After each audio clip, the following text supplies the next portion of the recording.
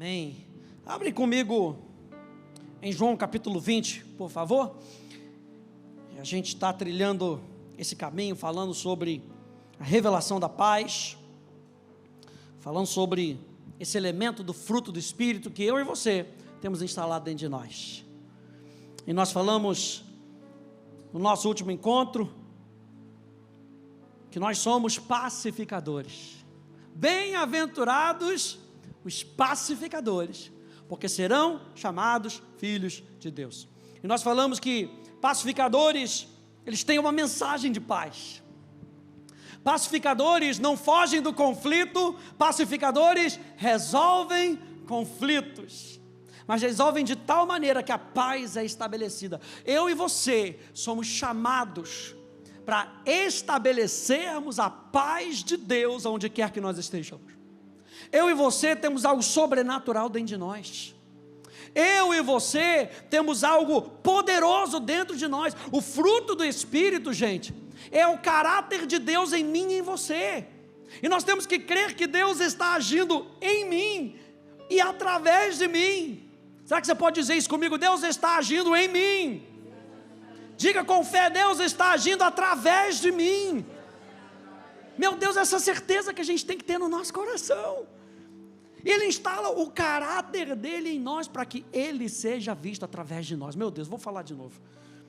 Ele instala o seu caráter em nós, através da pessoa do Espírito Santo, para que ele seja visto através de nós. O que importa é ele, é o nome dele, é o reino dele, é a vontade dele, é o pensamento dele, e nós somos apenas instrumentos. Meros instrumentos, vasos de barro, mas não acha que é pouca coisa não, vasos de barro que contém um tesouro. A glória de Deus habita dentro de nós. E esse texto me chamou muita atenção. A gente estava no nosso encontro de líderes com o pastor Hélio, e a pastora Deise citou esse texto.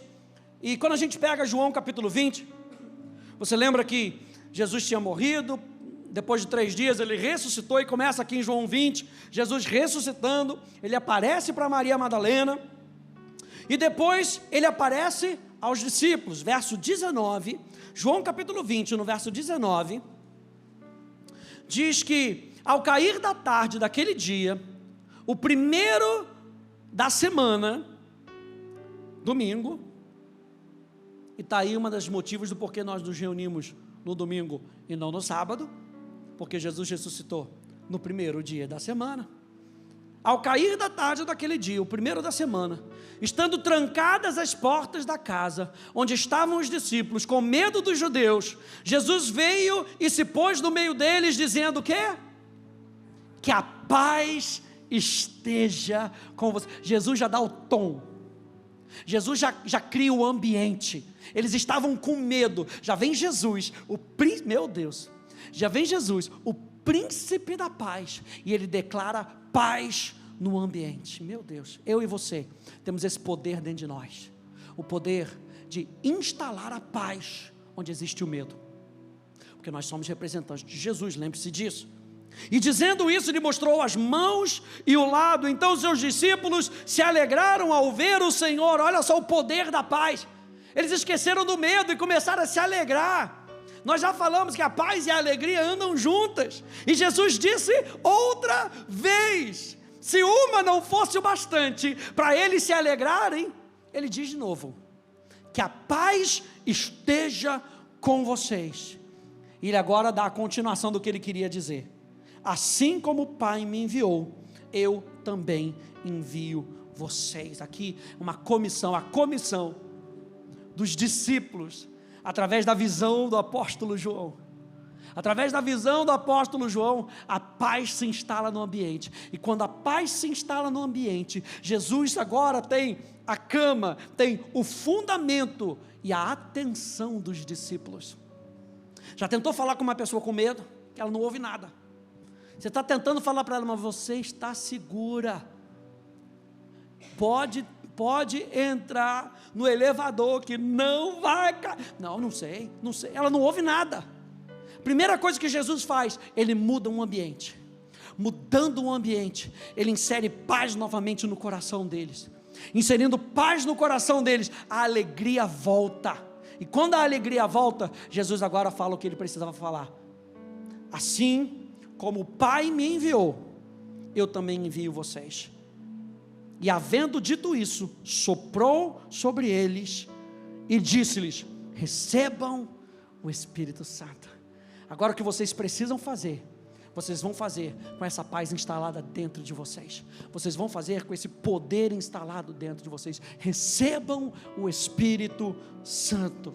E aí ele diz no verso 23, se de alguns de vocês perdoarem os pecados, ser-lhe-ão perdoados, mas se os retiveres, serão retidos. E parece que Jesus estava dando a permissão para os discípulos, para dizer: ei, você não entra no reino do céu, você entra, você não entra no reino do céu, opa, você entra, talvez você estando entre no reino dos céus, porque parece que Jesus está dizendo: se você perdoar, está perdoado, se você não perdoar, vai ser retido, os pecados vão ser retidos. Mas não é isso que Jesus está falando nesse verso 23, porque os discípulos tinham um fundamento de ter andado com Jesus. O que nós precisamos entender então desse verso 23, para a gente ser bem claro? E os discípulos entendiam que só Deus pode perdoar pecados concernentes ao relacionamento entre o homem e Deus. Nem eu, nem você podemos dizer: aquela pessoa nunca vai ser salva. Nem eu, nem você podemos dizer: você nunca vai ser salvo, você vai para o inferno, você vai para o céu. Só quem tem esse poder de declarar isso é Deus. Olha só essas passagens aqui. Isaías capítulo 43, no verso 25 diz: eu mesmo sou o que apago as suas transgressões por amor de mim. Dos pecados que você cometeu, eu não me lembro mais. Alguém pode dizer aleluia? É isso aí. Deus está falando isso. Eu mesmo. Olha só, Atos capítulo 10. Jesus nos mandou pregar ao povo e testemunhar que Ele foi constituído por Deus como juiz de vivos e de mortos. Quem? Jesus. Dele todos os profetas dão testemunho de que, por meio do seu nome, todo aquele que nele crê, recebe remissão de pecados. Lucas capítulo 5, diz: vieram então alguns homens trazendo um paralítico. Você lembra desse episódio? Aquela multidão, e os amigos não conseguiam passar com aquele paralítico, e aí eles têm a ideia: então vamos furar o teto, e vamos levar por cima, nós vamos dar um jeito, mas ele não sai daqui mais nessa maca. Diz: vieram então alguns homens trazendo um paralítico deitado num leito. Eles procuraram levá-lo para dentro e colocá-lo diante de Jesus, e não encontrando uma forma de fazer isso por causa da multidão, subiram ao telhado, e por entre as telhas, desceram o paralítico no seu leito, deixando no meio das pessoas diante de Jesus. Vendo-lhes a fé, Jesus disse ao paralítico: homem, os seus pecados estão perdoados. Você não vê os apóstolos dizendo isso, você vê Jesus falando isso. Os seus pecados estão perdoados. Colossenses capítulo 2 diz: e quando vocês estavam mortos nos seus pecados e na incircuncisão da carne, Ele lhes deu vida. Ele quem? Jesus. Diga: Jesus. Ele lhes deu vida juntamente com Cristo, perdoando todos, diga todos os nossos pecados, cancelando o escrito de dívida que era contra nós, e que constava de ordenanças, o qual nos era prejudicial, removeu inteiramente, cravando na cruz. Os discípulos, número 1, sabiam que só Deus tem poder para cancelar o nosso pecado. Os discípulos sabiam que essa autoridade não havia sido dada para eles. O que eles tinham? Número 2, a missão dos apóstolos era pregar o evangelho da reconciliação. O que os apóstolos podiam fazer? Pregar a paz, pregar o arrependimento, pregar a remissão dos pecados. Lucas capítulo 24, diz assim: a seguir Jesus lhe disse: são estas as palavras que eu lhes falei, estando ainda com vocês. Era necessário que se cumprisse tudo o que está escrito a respeito de mim, na lei de Moisés, nos profetas e nos salmos. Então lhes abriu o entendimento para compreenderem as Escrituras, e disse-lhes: assim está escrito, que o Cristo tinha que sofrer, ressuscitar dentre os mortos no terceiro dia, e que em seu nome se pregasse arrependimento para a remissão dos pecados a todas as nações. Qual era o intuito então dos discípulos, dos apóstolos? Irem e no nome de Jesus pregassem arrependimento para a remissão de pecados, começando em Jerusalém. Vocês são testemunhas dessas coisas. E ele fala para mim e para você hoje: eu e você somos testemunhas disso. Se nós temos a paz de Deus instalada no nosso coração, essa é a nossa comissão. No nome de Jesus, nós devemos pregar o arrependimento para a remissão dos pecados. O objetivo então, gente, era ensinar os termos e as promessas de como Deus perdoaria os homens, para que através desse conhecimento, eles tivessem a certeza do perdão e a remissão dos pecados. Os discípulos tinham que pregar e ensinar as pessoas quais são os termos de Deus para que eles fossem perdoados, para que, sendo perdoados por Deus, eles não tivessem dúvida nenhuma. É por isso que eu e você temos que estudar a palavra de Deus, gente, a verdade, para que não haja dúvida nenhuma no nosso coração, de que Ele se deu por cada um de nós, para a remissão dos nossos pecados. Ele nos comprou de volta da mão do inferno. Não pode haver dúvida no nosso coração concernente a isso. Qual eram os termos? Os termos que eles deveriam fazer através de Cristo, pela fé, via arrependimento. O que os discípulos tinham que ensinar para as pessoas, para que eles pudessem ter a certeza no coração de que eles são perdoados? É sempre através de Cristo, é sempre pela fé, e é sempre via arrependimento. Então os discípulos tinham que deixar bem claro, gente, não é oba-oba, não é vai entrando de qualquer jeito, é sempre através de Cristo, não há outro caminho. É sempre pela fé e não pelos nossos sentimentos. E é sempre via arrependimento. Se não houvesse isso, gente, se o caminho não fosse Cristo, se não fosse pela fé, se não fosse via arrependimento, é porque eles ainda continuavam no pecado. E os apóstolos então, quando diz aqui, se vocês perdoarem os pecados, ou seja, quando vocês virem arrependimento, vocês podem declarar para aquela pessoa: o seu pecado foi perdoado. Mas se você não vir arrependimento, se você não perceber a fé, se você não perceber que foi através de Cristo, gente, tem hora que a gente consegue perceber. Você vai pregar para uma pessoa, você vai falar de Jesus para aquela pessoa, ela desdenha, ela não quer. Você consegue perceber o desleixo com aquilo que nós estamos falando, com aquilo que você está falando. E os discípulos então tinham uma noção: meu Deus, está o Filho de Deus, que pagou o preço por essa pessoa, e ela não quer aceitar. Olha só o que diz João capítulo 3, diz: porque Deus enviou o seu Filho ao mundo, não para que condenasse o mundo, mas que o mundo fosse salvo por ele. Alguém dá amém por isso? Meu Deus, Jesus não veio para condenar. Só que olha só o verso seguinte: quem nele crê, não é condenado. Veja, é através de Cristo e pela fé. Mas o que não crê, já está condenado, porque não crê no nome do unigênito Filho de Deus. Por isso, quem crê no Filho tem a vida eterna. Mas quem se mantém rebelde contra o Filho não verá a vida, mas sobre ele permanece a ira de Deus. Veja, ele fala de quem se mantém, é uma atitude. A Bíblia fala como é que diz lá em Abacuque?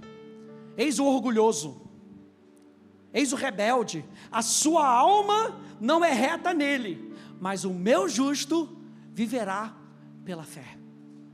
E o próprio Jesus está falando aqui, quem crê no Filho tem a vida eterna. Quem se mantém rebelde, quem não aceita, quem não abre o seu coração, não verá a vida. Olha só Marcos capítulo 16, e disse-lhes, vão por todo mundo, e preguem o evangelho. Que evangelho é esse? Esse evangelho que João está nos falando aqui, o evangelho do arrependimento para a remissão dos pecados. Preguem o evangelho da paz. Preguem o evangelho para que os homens tenham paz com Deus, possam se tornar novas criaturas, possam viver como filhos de Deus. Preguem. Quem crer e for batizado, o batismo aqui não é uma condição para a salvação.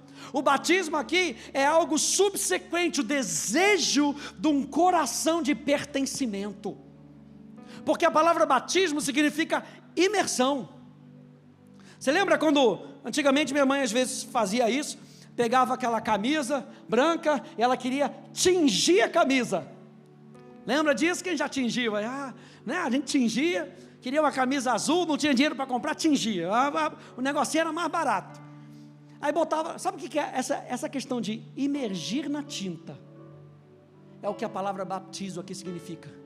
Não é entrar seco e sair molhado. É você entra numa condição e sai numa condição totalmente diferente. Por isso que o batismo, ele era praticamente subsequente. Creu, quer batizar? Tem uma poça ali, posso me batizar? Porque o desejo do coração de que todo mundo veja, eu pertenço a Deus. Então ele fala, se você crer e for batizado, você será salvo. Qual é a condição de salvação ou não? Crença. Quem, porém, não crer, será condenado. João capítulo 8, verso 24. Por isso eu lhes disse, que vocês morrerão nos seus pecados, porque se não crerem que eu sou, vocês morrerão nos seus pecados. Com base nisso, gente, eu e você precisamos não só entender a mensagem do perdão. A gente está estudando aqui, a gente fez uma série sobre as boas novas da salvação, está linkado com o que a gente está falando aqui, bota isso para dentro. Eu e você temos uma mensagem de salvação, é a mensagem do nosso coração. Essa mensagem, ela é includente e excludente. Jesus quer com que todos sejam salvos e cheguem ao pleno conhecimento da verdade, mas quem não crer, não será salvo. Eu e você temos uma mensagem, mas eu e você precisamos praticar essa mensagem. A mensagem do perdão que nós recebemos, gente. Esse é o cerne da minha mensagem de hoje. Vamos falar sobre paz e perdão. Se eu e você temos o perdão de Deus no nosso coração, eu não tenho apenas uma mensagem de paz, eu tenho uma atitude de paz. E isso engloba perdão através de nós. Perdão para as outras pessoas. Olha só, com base nisso, eu e você precisamos não só entender a mensagem do perdão, mas praticar o perdão, uns com os outros, como guardiões, promotores e construtores da paz. Lembra que a gente falou, se eu não me engano, no nosso último encontro, nós falamos que a palavra eirene, as aldeias romanas, elas tinham um promotor de paz, um guardião da paz, chamado guardião da eirene, o guardião da paz. Ele mantinha a paz pública, era ele que mantinha a paz, e a Bíblia fala que essa paz se instalou dentro de nós. Portanto, se nós somos promotores, guardiões e construtores da paz, a palavra shalom ganha um novo sentido para a gente. Shalom, então, pode ser um estado entre os irmãos, um estado completo, onde não há falta de nada, onde eu posso encontrar em você o que eu preciso. Shalom, a gente falou que shalom significa algo completo, agora nós estamos falando do nosso relacionamento.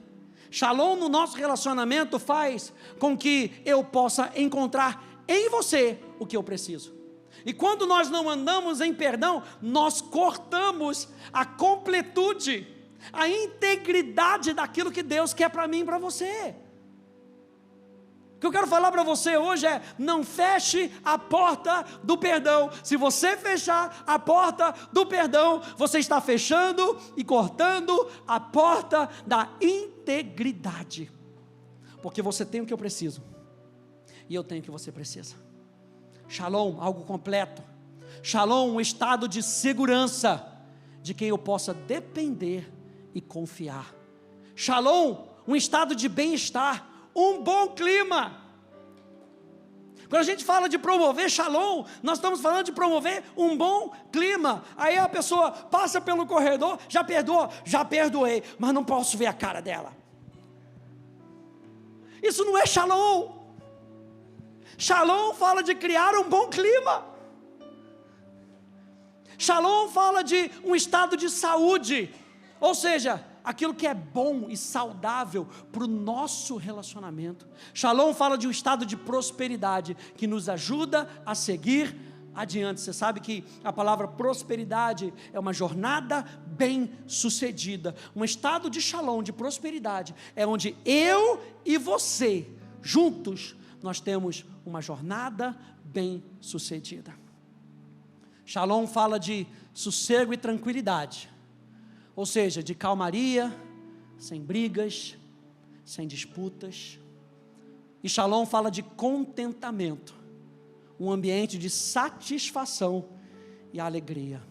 Nós falamos da última vez que shalom pode significar o reembolso total, que traz novamente a harmonia entre pessoas, reconciliar para trabalhar juntos em prol de um bem comum. Então, gente, a gente começou falando sobre a palavra de Jesus, de perdoar pecados. Agora olha isso aqui: perdoar o pecado do outro é carregar na prática a mensagem de Jesus. Ah, você quer pregar sobre os seus pecados são perdoados? Você quer pregar? Olha, tem salvação disponível para você. Mas quando você perdoa o outro, você carrega na prática a mensagem de Jesus. Eu e você fomos chamados para praticar, aliás, spoiler da mensagem de domingo. Eu e você somos chamados para praticar a palavra. Não seja mero ouvinte, seja praticante. Eu estou falando para você nessa série que você tem uma mensagem poderosa, mas não carregue uma mensagem, carregue um estilo de vida também. E essa mensagem, pastor Hélio sempre diz, é uma das mensagens mais libertadoras que eu e você podemos carregar. Ao perdoar os pecados dos outros, gente, cometidos contra nós, ou vice-versa, ou se arrepender do pecado cometido contra outra pessoa, estamos trazendo novamente a possibilidade da paz.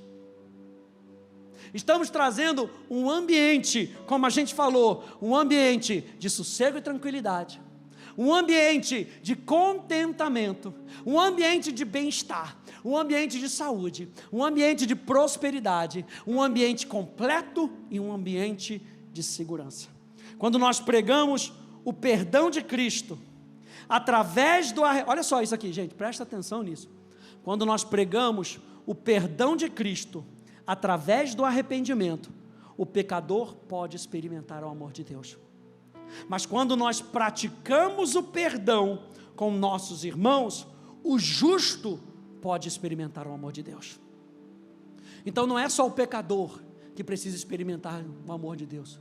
O justo, os irmãos, precisam experimentar o amor de Deus. E sabe como muitas vezes o justo, o seu irmão em Cristo, aquele que faz parte do mesmo corpo que você, como diz o outro, que vai morar no céu juntinho com você. Eu fico imaginando, as pessoas brigam, e briga para cá, e briga para lá. Eu fico imaginando se no céu, se a casa foi do lado uma da outra, como é que vai ser? Ah, você acha que você vai passar no céu, que todos os seus... Ah, agora, nossa, que irmão abençoado, aleluia. Entre na minha casa, não quero entrar para tomar uma xícara de café.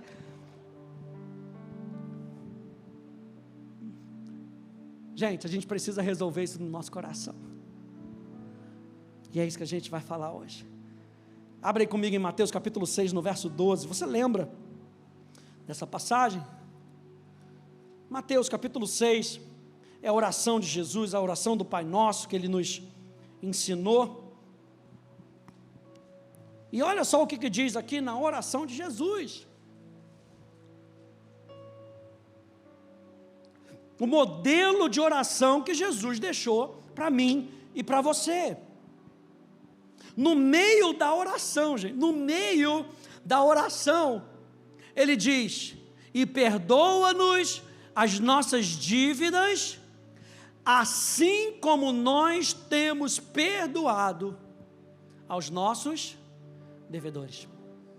Ele fala: perdoa as nossas, porque eu já liberei perdão para o outro. Perdoa as minhas, porque eu já exerci o amor com a outra pessoa. Toda vez que nós fechamos o fluxo do perdão, nós estamos fechando o fluxo do amor. E não é que Deus não te ama, é que a gente fica tão focado na vingança, que a gente não consegue perceber o amor de Deus. Então na oração de Jesus ele fala assim: perdoa antes de pedir perdão. Libera o teu coração, para que você possa entender que você também é perdoado. Meu Deus! Jesus pregou uma mensagem crucial sobre perdoar os nossos irmãos, assim como Deus nos perdoou. Permanecemos na graça, e Ele espera que mantenhamos os nossos corações puros para com os outros, não guardando rancor ou abrigando um espírito de falta de perdão, especialmente depois que Ele nos deu amor e perdão imerecidos a um custo pessoal tão alto para Ele mesmo. Ele não espera, presta atenção, Deus não espera que você segure o perdão, uma vez que Ele não segurou o perdão quando você era o pecador. Não existe essa expectativa no coração de Deus. Lembra que nós somos pacificadores. Bem-aventurados os pacificadores, porque serão chamados filhos de Deus. E isso envolve o perdão. Vá um pouquinho mais para frente, Mateus capítulo 18, por favor. Mateus capítulo 18.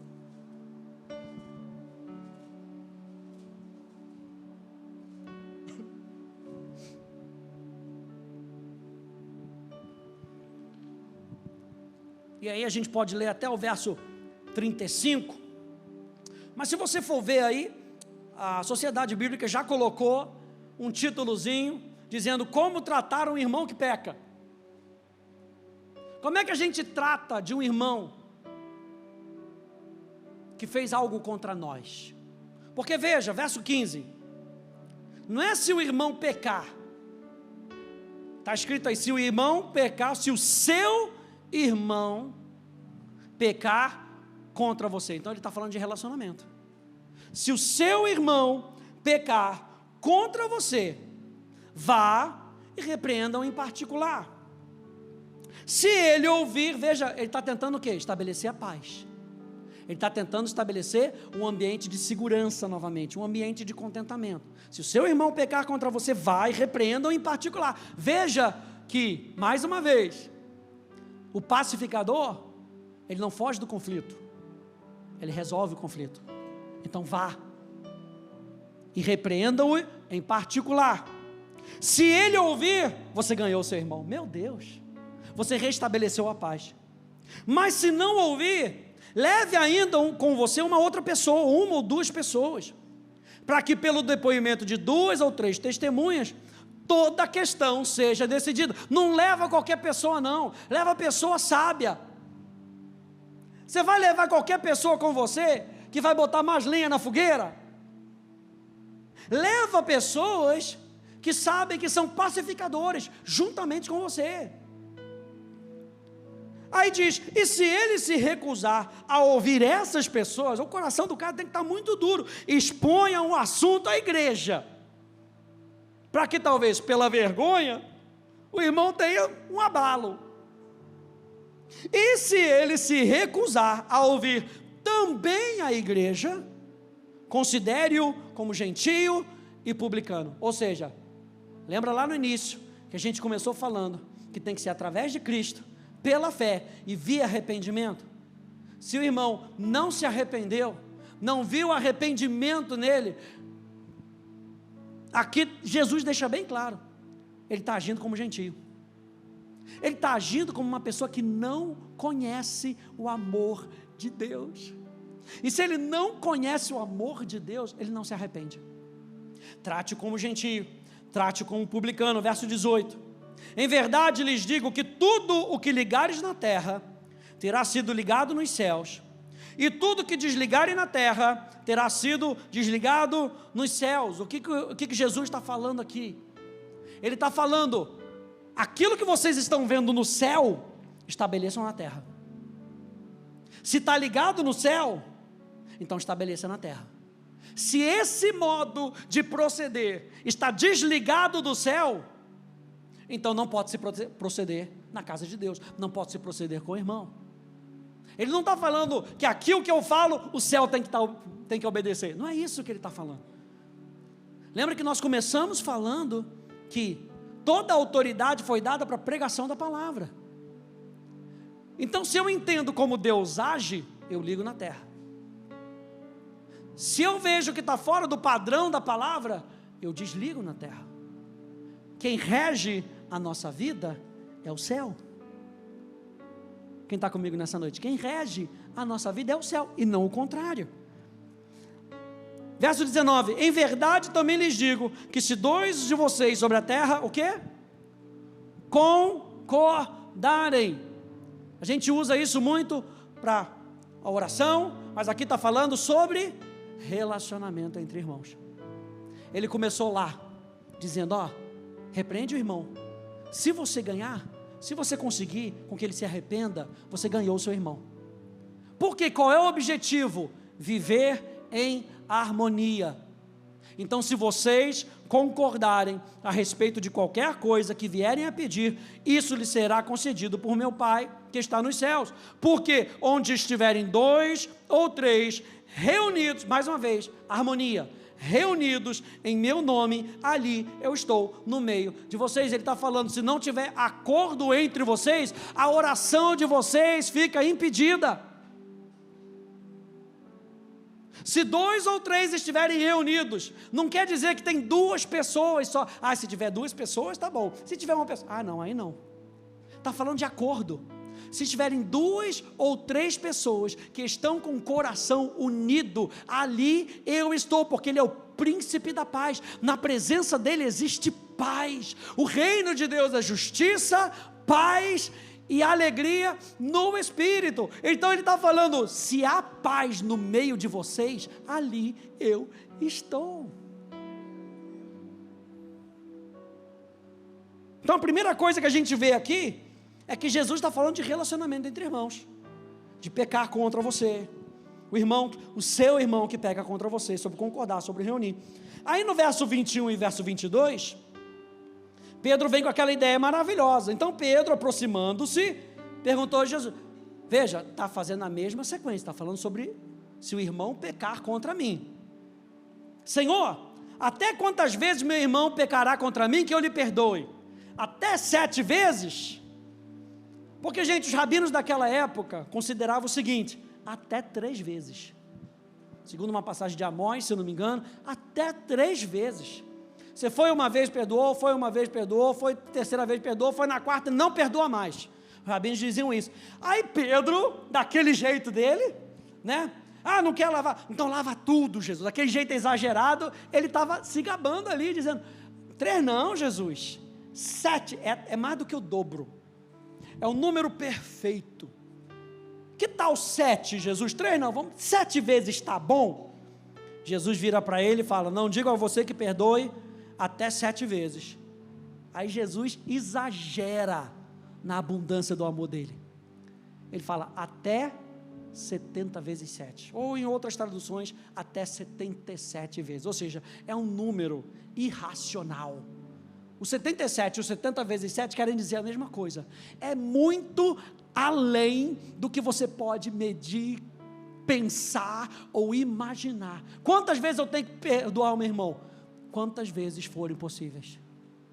Quantas vezes forem necessárias. Essa é a palavra, necessárias. Gente, o perdão, o que isso nos mostra? Que o perdão deve sempre estar disponível e abundante no coração. O perdão sempre tem que estar disponível e abundante no coração. Estou falando que a gente carrega uma mensagem, mas não é só uma mensagem que nós carregamos um estilo de vida. Isso nos mostra que perdão não é assunto de matemática, mas de atitude. Não é o ato em si, mas o espírito que nos motiva a perdoar. Foi o que eu falei. E aí, perdoou? Perdoei. Mas não quero nem ouvir o nome. Não é o ato em si, mas o espírito que nos motiva a perdoar. O perdão é qualitativo e não quantitativo. Olha só essa frase aqui do pastor Hélio, que ele sempre diz: a prática de perdoar e pedir perdão sempre é a expressão mais clara do amor do Pai. Meu Deus, isso, tira a foto, bota no stories lá, depois marca a gente, @Academia da Fé Ribeirão Preto, porque gente, a prática de perdoar e pedir perdão sempre é a expressão mais clara do amor do Pai. Eu falei para você que quando nós pregamos arrependimento, o pecador reconhece o amor do Pai, mas quando nós perdoamos uns aos outros, o justo, ele reconhece o amor de Deus. Aí a partir do verso 23, gente, ele diz assim: por isso o reino dos céus, falando sobre perdão dos irmãos, começou falando: se o irmão pecar contra mim, o que eu devo fazer? Aí Pedro vai para aquela medida, então só 7 vezes, Jesus? Não, 70 vezes 7. Aí Jesus conta a parábola começando assim: por isso o reino dos céus.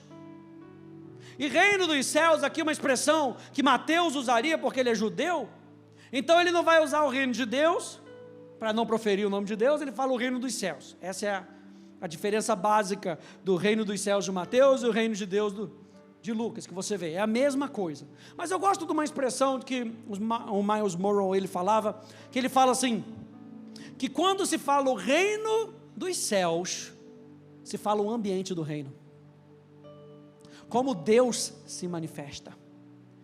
E aqui ele está falando, como é que Deus vai se manifestar nessa situação? Então ele começa dizendo, por isso o reino dos céus, o ambiente da presença de Deus é assim, leia comigo, é semelhante a um rei que resolveu ajustar contas com os seus servos, e passando a fazê-lo, trouxeram-lhe um que lhe devia 10.000 talentos, não tendo ele porém com o que pagar, o senhor desse servo ordenou que fossem vendidos a ele a mulher, os filhos e tudo que possuía, e que assim a dívida fosse paga.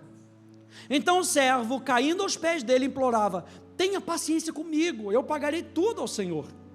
E o senhor daquele servo, compadecendo-se, mandou-o embora e perdoou-lhe a dívida.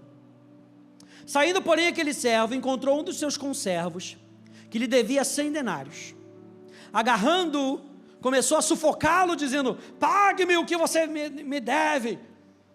Então o seu conservo, caindo aos pés dele, pedia, tenha paciência comigo, eu pagarei tudo a você. O cara não estava querendo dar o calote, ele falou, só me espera mais um tempo, a mesma coisa que o servo tinha falado.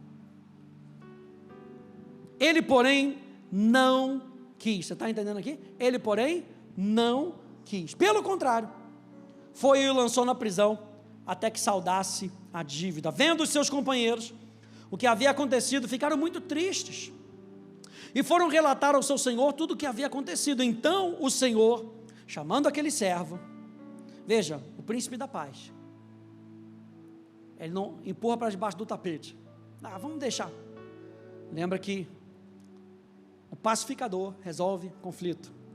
Então o seu senhor chama o servo, e lhe diz, servo malvado, eu lhe perdoei aquela dívida toda, porque você me implorou.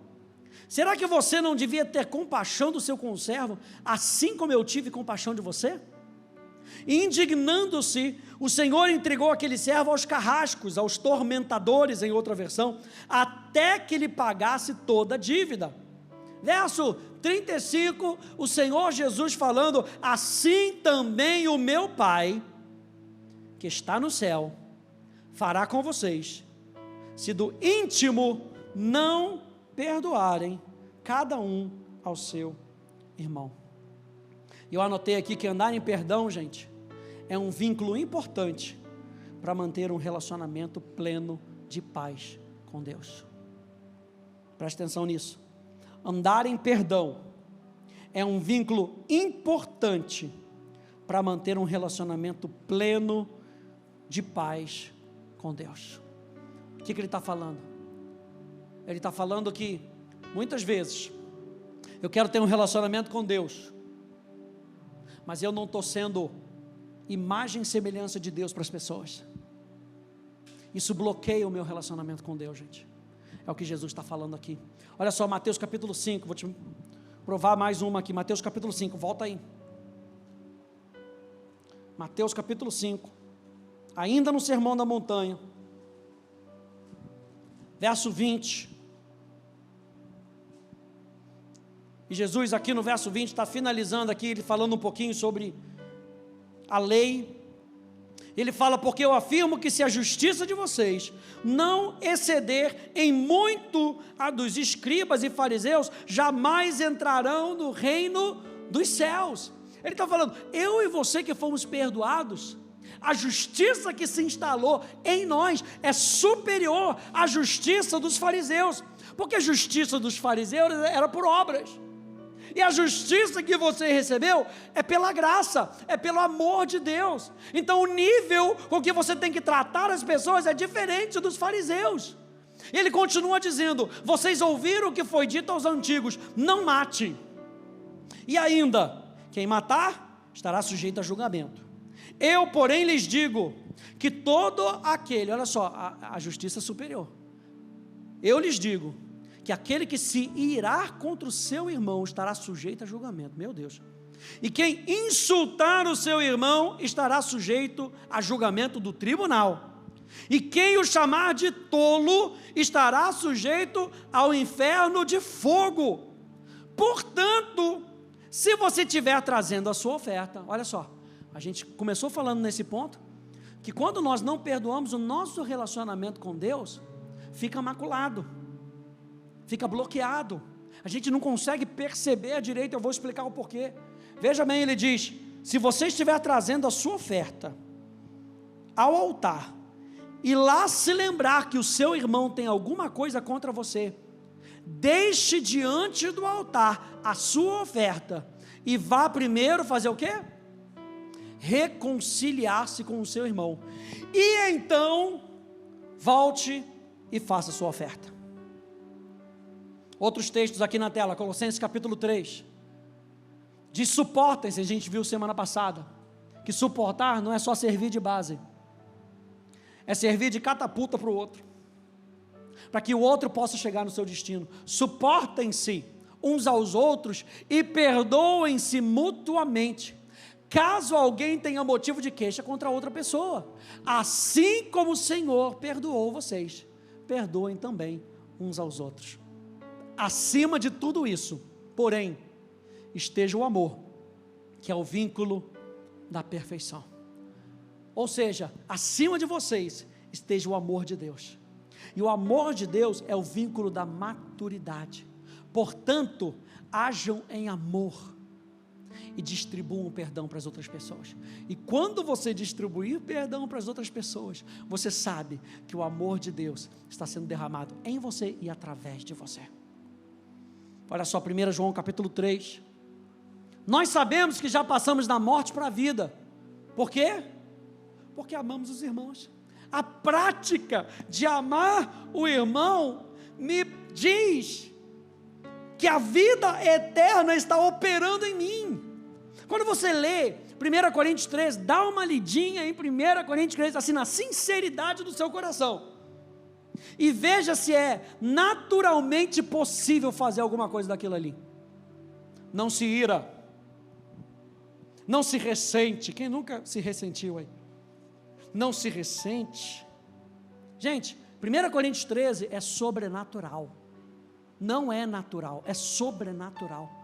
E é disso que o apóstolo João está falando aqui. Nós sabemos que já passamos da morte para a vida, porque amamos os irmãos, e amor não é um sentimento. Amor é uma decisão de viver a palavra de Deus. Amor é a decisão de despender ou de dispensar aquilo que nós recebemos de Deus. Quem não ama permanece na morte. Aí você fala assim, mas pastor, 1 Coríntios 3 é sobrenatural, como é que eu vou viver? É por isso que a Bíblia diz que ele soprou sobre os discípulos o Espírito Santo, e eles nasceram de novo. Eu e você não dependemos dos nossos sentimentos para amar outras pessoas, é uma decisão de viver a nova criatura, é uma decisão, gente, não é fácil, quem está comigo aí? Mas é possível. Sabe por quê? Porque eu e você nascemos de novo. Quem nasceu de novo aí, levanta a sua mão. Então é possível. É o que a gente aprende na aula de formação de caráter. Escola Atos, você vai se matricular ano que vem, e você vai aprender sobre o caráter de Deus se instalando dentro de você. Quem não ama, permanece na morte. Todo aquele que odeia o seu irmão é assassino. E vocês sabem que todo assassino não tem a vida eterna permanente em si.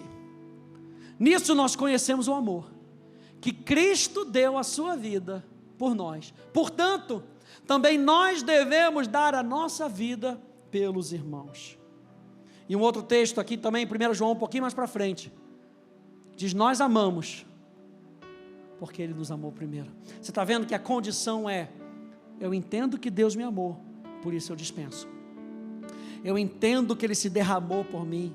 E a Bíblia diz em Romanos que o amor de Deus é derramado nos nossos corações, é contínuo, é derramado nos nossos corações pelo Espírito Santo.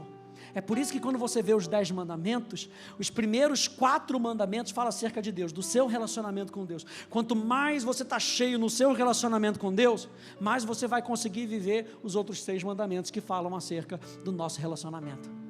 Então não é na nossa força, gente. É no quanto nós estamos entendendo o amor de Deus por mim. Se Ele me perdoou quando eu era um miserável, quando eu era um pecador, por que eu não vou estender isso para as pessoas? Essa é a questão. Nós amamos porque Ele nos amou primeiro. Se alguém disser ama a Deus, mas odiar o seu irmão, esse é mentiroso. Pois quem não ama o seu irmão a quem vê, não pode, o discípulo do amor, tá? João, não pode amar a Deus a quem não vê. E o mandamento que dele temos é esse: quem ama a Deus, que ame também seu irmão. Então, gente, o perdão é uma chave para mostrar que realmente temos a vida eterna dentro de nós. O perdão é uma chave. Como é que eu sei que a vida eterna está atuando dentro de nós? Uma dessas chaves é eu andar em perdão com outra pessoa. Se eu não estou andando em perdão, eu posso estar desativando essa chave na minha vida. Portanto, gente, o nosso perdão aos outros é um indicador muito importante da verdadeira comunhão com Deus. A falta de perdão, olha só, por que a falta de perdão, ela bloqueia muitas vezes o nosso relacionamento com Deus? E a gente estava nesse encontro de líderes com o pastor Hélio, e o Espírito Santo falou isso no meu coração. A falta de perdão fecha a porta da sensibilidade que vai nos afastando de Deus. A falta de perdão fecha a porta da sensibilidade. Por quê? E o Espírito Santo me explicou. Porque você vai a Deus, eu amo a Deus. Uau, eu estou declarando para todo mundo, eu amo a Deus. Estou odiando meu irmão, eu amo a Deus, eu amo a Deus. Aí você chega na presença de Deus, bonitinho, como se nada tivesse acontecido. Senhor! E aí Ele vem na sua mansidão, no seu amor, e diz: e o fulano? Próprio Deus vai dar uma catucada em você, porque a Bíblia diz que o Espírito Santo nos convence. É o próprio Espírito Santo que vai dar aquela catucadinha, enquanto você estiver lá no seu momento devocional. Vou fazer meu momento devocional, pastor Rafa falou, né? Botei aquela minha canequinha ali, a música do Asas da Fé, tá tudo ali bonitinho, agora vou começar, botei minha poltrona, botei minha plaquinha na porta, vou começar aqui a buscar a Deus. A primeira coisa que Deus fala: filho, e o fulano? Toda vez que nós paramos de responder a voz de Deus, a gente vai perdendo sensibilidade. E eu anotei isso. Na comunhão com Deus, ouvimos a sua voz, Ele nos dá conselho. Abre aí no Salmo 32 para a gente terminar. Salmo